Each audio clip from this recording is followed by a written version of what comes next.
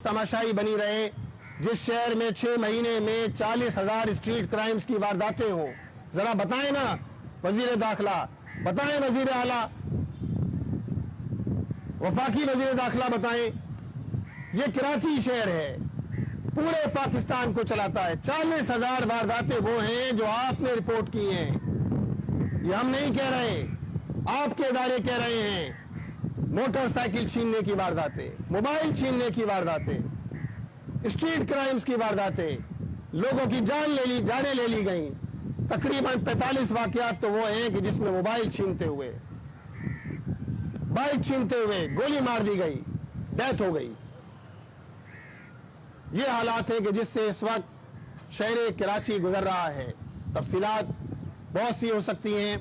यहाँ आखिरी बात ये अर्ज करूँ मैं कि ये जुल्म का निज़ाम है, लोग 2 वक्त की रोटी के लिए परेशान हैं और ऐसे हालात में हुकूमत और हुक्मरानों की शाहाना इखराजात, इनके शाहाना ठाट बाट, इनके लल्ले तल्ले, इनके प्रोटोकॉल्स ख़त्म होने का नाम नहीं ले रहे।